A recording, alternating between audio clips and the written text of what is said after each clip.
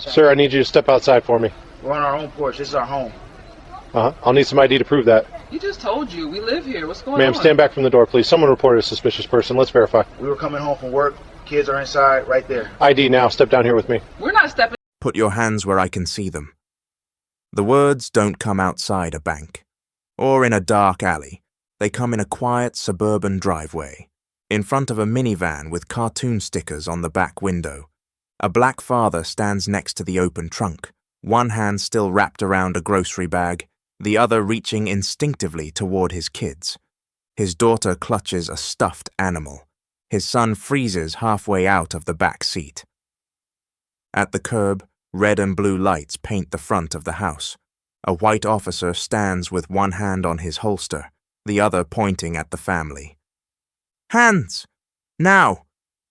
The father tries to respond, voice tight. "This is my home. We just got back from the store." The officer doesn't blink. "Step away from the vehicle. Don't make me ask again." This is where the nightmare starts.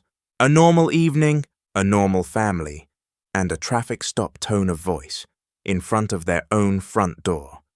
It's a moment that will end with headlines, internal investigations, a civil rights lawsuit, and a city writing a check for $4.5 million. All because one officer decided that a black family unloading groceries didn't look like they belonged at their own house. To understand how it gets here, you have to rewind just a little. The house sits on a quiet street of matching lawns and mailboxes. Not a luxury mansion, not a run-down block, just middle class, HOA, newsletters and trash pickup schedules. The family we're talking about, the Harris family, worked years to get here. 2 jobs, student loans, late nights comparing mortgage rates. They saved for the down payment, signed their names 100 times, and finally got the keys to a place their kids could grow up in. They painted the bedrooms, hung family photos in the hallway, memorized which stair creaked at night. On this evening, they're doing something painfully ordinary, coming home. They park in the driveway, they pop the trunk, they laugh about who forgot the ice cream. What they don't know is that a neighbor across the street is watching. The same neighbor who waved on move-in day. The same neighbor who never quite learned their names. From behind a window, the neighbor decides something doesn't look right. Too many trips from the car, too many bags, a family they still somehow don't see as belonging. They pick up the phone and dial 911. On the recording, the words are careful. "Hi, I don't know if this is anything, but there's a black family at the house across from me, and I don't recognize them. They're taking a lot of things out of a car. The owners are usually different. Could you send someone to check it out?" The dispatcher logs it as a possible burglary in progress. And with that, the Harris family's normal night turns into a police call. If you're still here, this is exactly the kind of real-life power imbalance we break down on this channel. If you want more people to see what really happens off camera, hit like and tell us where you're watching from. It really does help these stories travel. Now back to the driveway. Officer Blake is the one who responds. He pulls up fast. No siren, just sudden flashing lights cutting across manicured lawns. From the second he turns onto the street, he's already decided what he's seeing. He doesn't see 2 kids in cartoon pajamas. He doesn't see a minivan with a school parking sticker in the window. He sees suspects. Bodycam footage later shows the way he comes out of the car. Quick, hard, hand already resting on his weapon. "Put your hands where I can see them." Grocery bags drop to the concrete. A jar shatters. The daughter starts crying. Mr. Harris raises his hands slowly. "Officer, this is our home. We live here." "Step away from the vehicle," Blake barks. "Who else is inside the house?" "My wife," he says. "Our kids. This is our house." Mrs. Harris appears in the doorway, confused. She flips on the porch light. "Is there a problem, officer?" The officer doesn't answer her question. He gives an order. "You," he says, pointing at her. "Step outside and keep your hands visible." She looks down at the dish towel in her hand. She was making dinner. On the body cam, you can hear her ask it, small but clear. "Are we in danger?" The officer replies, "That depends on whether you cooperate." What follows is 10 minutes of something you don't forget easily. The Harris family is marched to the end of their own driveway. Mr. Harris is handcuffed while his children watch. He keeps repeating his address, his name, the fact that he has a mortgage with the bank the city itself uses. The officer keeps repeating his own lines. "Until I confirm that, this is a crime scene." Backup arrives. Neighbors step out with phones. Some film. Some pretend not to see. Inside the house, with the front door left open, a TV plays a cartoon unattended. Pots simmer on the stove. At one point, Blake decides he's going to clear the residence.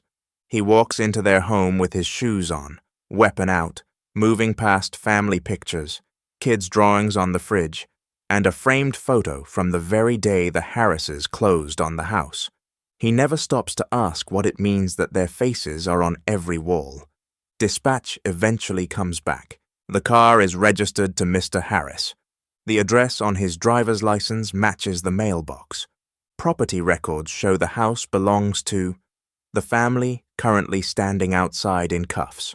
The crime scene never was. The officer comes back down the driveway. He takes the cuffs off, tells Mr. Harris he was just doing his job, suggests the family should be grateful we take calls seriously. Then he leaves. He doesn't apologize to the kids. He doesn't help pick up the broken glass.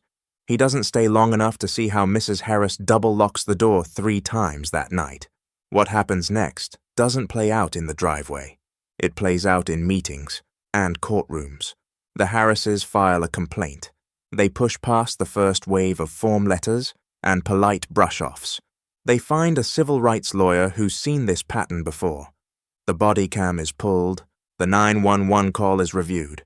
The city's lawyers realize how it looks when you watch it in real time. A black family at home. No crime, no threat. No justification for cuffs, searches, or drawn weapons. Just neighbors' suspicion and an officer's bias, wrapped in the language of protocol.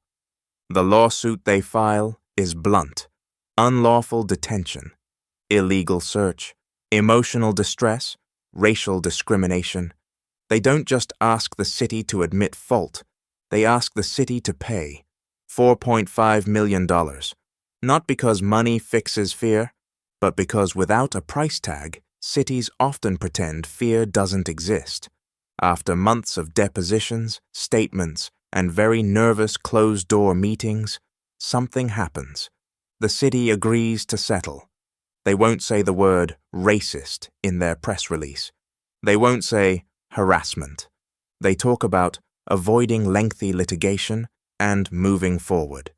But the number in the settlement papers tells the truth they won't say out loud. $4.5 million for one night in one driveway. Officer Blake is disciplined. Later, he's quietly removed from the force. The neighbor across the street never faces charges. Their name never makes the news. The Harris family stays. They keep the house.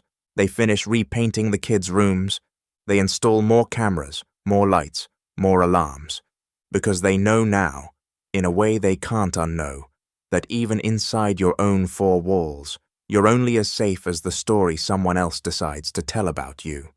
So here's the question this case leaves hanging over every quiet street with matching mailboxes.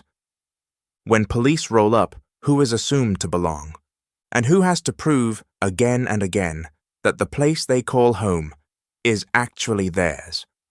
Tell me what you think in the comments, because until the benefit of the doubt lives in black neighborhoods too, settlements like this won't be rare victories.